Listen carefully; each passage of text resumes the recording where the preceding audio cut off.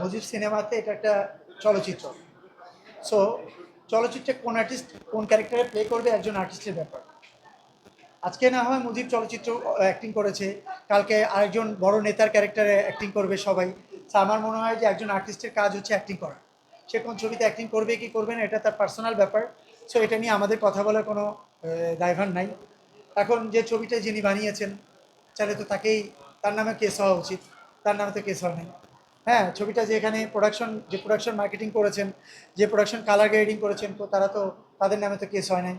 So শুধু আর্টিস্টের নামে কেন কেস হবে? আমার মনে হয় এটা এটা একটা ভ্রান্ত ধারণা। এখান থেকে বেরিয়ে আসা উচিত। Thank you. অ্যাকচুয়ালি আমাদের প্রেসিডেন্ট নাই, মানে সেক্রেটারিও নাই। জয়েন্ট সেক্রেটারি যিনি, ভাইস প্রেসিডেন্ট যারা আছেন, তারা ট্রাই করেছিল খুব দ্রুত কিভাবে কাজ করা যায়, এবং খুব দ্রুত শুধু এটা না, আরও অনেকগুলো বিষয় নিয়ে কিভাবে প্রেসের সামনে আসা যায়।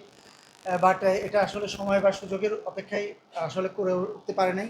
আমি ট্রাই করেছি, আমি শিল্পী সমিতির পক্ষ থেকে বা আমি পার্সোনালি আমার মতো করে যতটুকু দরকার বিভিন্ন আইনশৃঙ্খলা বাহিনী থেকে শুরু করে, উকিল থেকে শুরু করে সবার সাথে কথা বলার জন্য, এবং আমি আপনাদের সাংবাদিক ভাইদের সামনে বিষয়টা ক্লিয়ার করেছি গতকাল। বাট আমাদের মনে হয়েছে আরও বেশি অ্যাক্টিভ হওয়া উচিত ছিল বিষয়টা। এটা আমি মোটেও পজিটিভলি দেখি না, বিকজ মানুষ যদি অপরাধী হয়, আমার মনে হয় অপরাধের শাস্তি অবশ্যই হওয়া উচিত। আর যদি অপরাধী না হয়, সেটার জন্য আসলেই আপনার কি বলবো, পরিপূর্ণভাবে প্রুফ দরকার যে না, উনি অপরাধী। না হলে ঢালাওভাবে, বা একজন মানুষকে আমি পছন্দ করি না, তাকে আমার একটা কেসের ভিতরে ঢুকাই দেওয়া, এটা আসলে, আমি এটা পক্ষপাতিত্ব না। আর একজন আর্টিস্টের যে কোনো দলেরই সে সমর্থন হতে পারে, যে কোনো দলকে তার পছন্দ হতে পারে। আর আমার মনে হয় প্রত্যক্ষ পরোক্ষভাবে অপরাধ না করলে তাকে হয়রানি করাটা আমার মনে হয় যুক্তিসঙ্গত না। ঘটতে পারে বা ঘটবে এটা তো পরের ব্যাপার। যেটা ঘটে গেছে সেটারই তো আমরা কোনো সুরাহা করতে পারি নাই। আর যেটা ঘটবে এটা তো অনেক পরের ব্যাপার।